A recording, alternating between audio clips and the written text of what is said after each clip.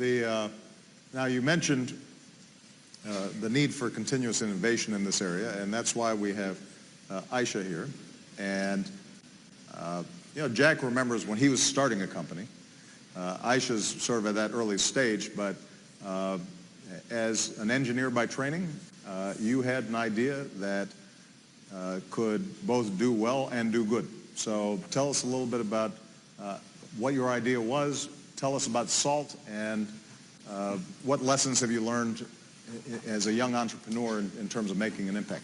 Okay, so first of all, let me take this opportunity to express my deepest appreciation for allowing me to sit with you, Mr. President, Mr. Ma, to share our advocacy and mission with SALT, and of course tackle on a more serious matter like climate change. It's really, truly an honor. So my brother and I founded SALT. So it's Sustainable Alternative Lighting. And our main advocacy is we wanted to address the light inequality gap, first in the Philippines, by focusing on the people at the bottom of the pyramid, because it comprises of about 15 to 20% of the country's population. Now, most of these families live on island communities, and they are not connected to power grids. So they mainly use kerosene and fuel-based lamps as the main source of lighting. And we know the danger that kerosene lamps poses. It can cause fire accidents, it emits black carbon.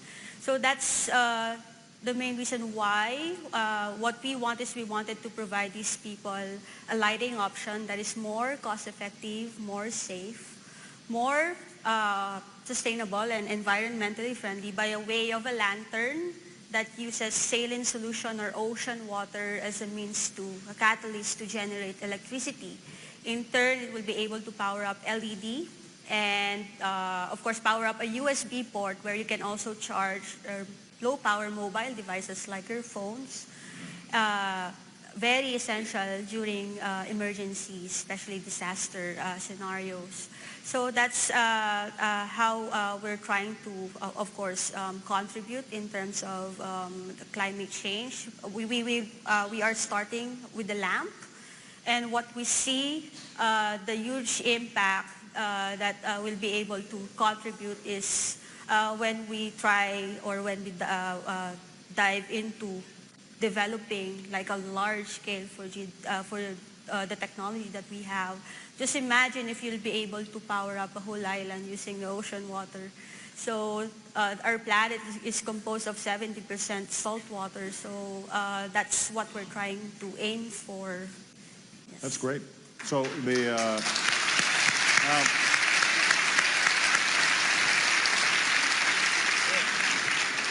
just to be clear, Aisa, so with some salt water, the device that you've set up can provide, am I right, about 8 hours of yes, lighting? 8 hours of lighting. And all you need to do is you just have to replenish the salt water solution, and then you'll have another 8 hours of And the lamp is $20 roughly? Around $20. Around $20, and it will last you for?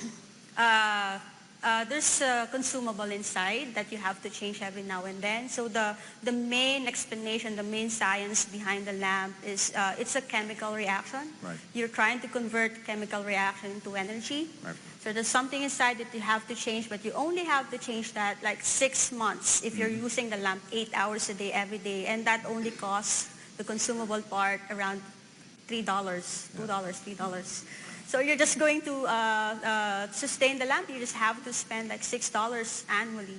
And which means that you potentially save even within a certain amount of time. You're already saving enough on kerosene to have paid for the lamp. And then from that point forward, basically, you're getting a modest amount but important amount of electricity. Yes. That you can use for a wide variety of purposes. Yes. So I think Aisa is a perfect example of what we're seeing in a lot of countries, young entrepreneurs coming up with leapfrog technologies. In the same way that in large portions of Asia and Africa, the old landline phones never got set up people just went straight to mobile, and obviously they're buying stuff through Alibaba on there all the time. But the point is that they did not have to make some of the massive infrastructure investments. This is part of the reason why the old idea of development and environmental sustainability, I think, is outdated.